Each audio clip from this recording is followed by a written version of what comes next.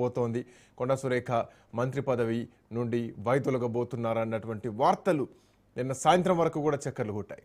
So final decision already Rahul గాంధీతో కూడా మాట్లాడారు, మల్లికార్జున ఖర్గేతో మాట్లాడారు, ఏఐసీసీతో కూడా సంప్రదింపులు జరిపిన తర్వాతనే ఎమ్మెల్యేలంతా కూడా 15 మంది ఎమ్మెల్యేలు 5 ఎమ్మెల్సీలు కలిపి గాంధీ భవన్లో సిఎల్పి సమావేశంలో ప్రెస్ మీట్ పెట్టి కొండా సురేఖను తనంతట తానే వెళ్ళిపోవాలి, లేదంటే వేటు వేసేదాకా చూడొద్దంటూ కూడా ఒక అల్టిమేటం జారీ చేశారు.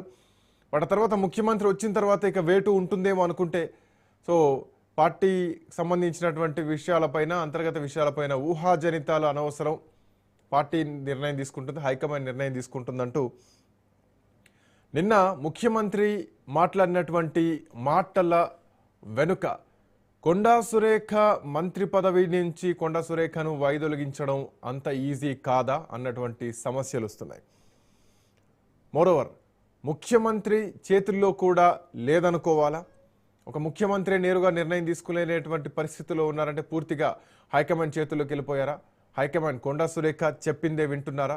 సో మల్లికార్జున ఖర్గే అంటే వాస్తవానికి మల్లికార్జున ఖర్గే ఒకవేళ కొండా సురేఖను వైదొలగించాలంటే అపాయింట్మెంట్ ఇవ్వకపోయిండే, బట్ మంగళూరులో మల్లికార్జున ఖర్గేను కలిసిన తర్వాత ఏం జరిగింది?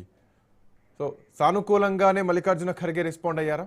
సో నిన్నటి ఎపిసోడ్ తర్వాత ఈవెన్ ఈరోజు వన మహోత్సవం జరుగుతుంది, దానికి సంబంధించినటువంటి అధికారులతో కొండా సురేఖ రివ్యూ సమావేశం కూడా ఏర్పాటు చేశారు.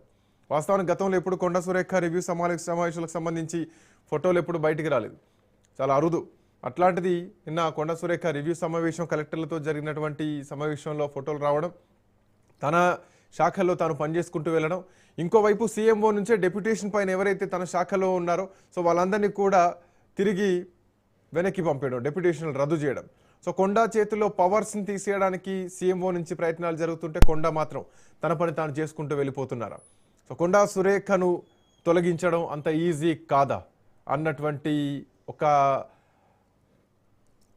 లైన్కి, ఒక కన్క్లూషన్కి కనిపిస్తోందా? మాట్లాడదాం. డాక్టర్ అందె సత్యం గారు మనతో పాటు జాయిన్ అవుతున్నారు. బిఫోర్ దట్ ఒకసారి మా కరెస్పాండెంట్ రాజుతో మాట్లాడదాం. రాజు జాయిన్ అయ్యారు.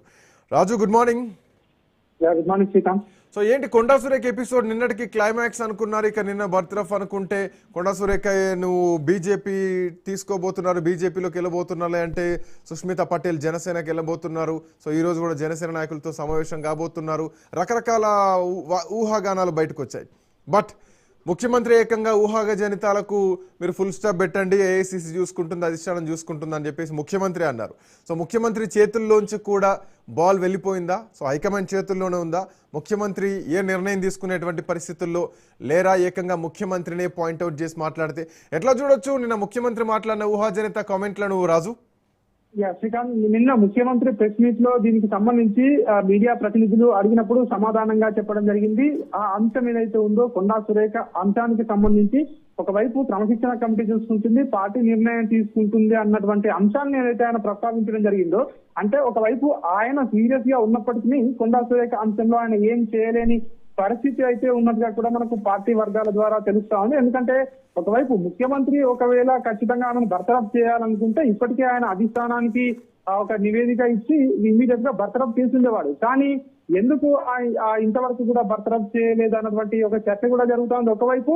మరొకటి ఆమె మల్లికార్జున ఖర్గేను, ఏఐసీసీ జాతీయ అధ్యక్షుడు మల్లికార్జున ఖర్గేను కర్ణాటకకు వెళ్లి కలిసి వచ్చారు. ఆయన అపాయింట్మెంట్ కూడా ఇచ్చారు కాబట్టి ఈయన చెప్పిందంతా కూడా ఆయన విన్నారు. మీరు అక్కడనే తేల్చుకోండి, పార్టీలోనే క్రమశిక్షణ కమిటీలోనే చేర్చుకోండి అని చెప్పి ఏదైతే వాళ్ళు అధిష్టానం చెప్పారో, సో ప్రస్తుతం అయితే ఆ విషయాన్ని అధిష్టానం అంత సీరియస్ గా తీసుకోవడం లేదా అన్నటువంటి ప్రశ్నలు కూడా వస్తా ఉన్నాయి. సో రాష్ట్రంలోనేమో ప్రస్తుతం ఇది హాట్ టాపిక్ గా మారింది, కానీ అధిష్టానం మాత్రం ఇక్కడే తెలుసుకోవాలని ఒక ఇండికేషన్ ఇచ్చిందా అన్నటువంటి ప్రశ్నలు కూడా తలెత్తుతా ఉన్నాయి.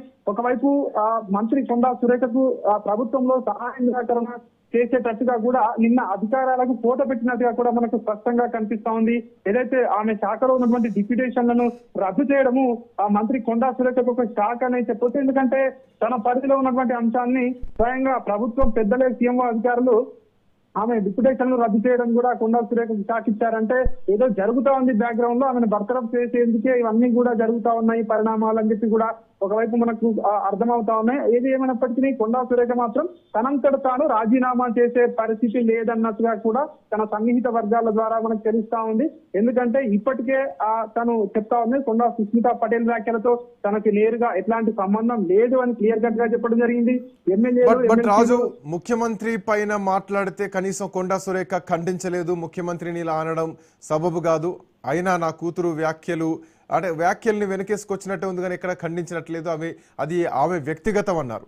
సో కేబినెట్ మంత్రిగా ఉండి సొంత కూతురు మాట్లాడితే వ్యక్తిగతం అన్నటువంటి వ్యక్తి పైన ఆల్మోస్ట్ 20 మంది శాసన మండలి శాసన సభకు సంబంధించినటువంటి ఎమ్మెల్యేలు ఎమ్మెల్సీలు అల్టిమేటం జారీ చేస్తే కనీసం నిర్ణయం తీసుకోవడానికి కూడా ముఖ్యమంత్రి చేతుల్లో లేదు అంటే ఇక్కడ కొండా బలం పెరిగినట్టుగా కనిపించాలా, లేదంటే ముఖ్యమంత్రి బలం తగ్గుతున్నట్టుగా కనిపించాలా? ఇందులో ఇంకొక ఈక్వేషన్ కూడా కనిపిస్తోంది రాజు.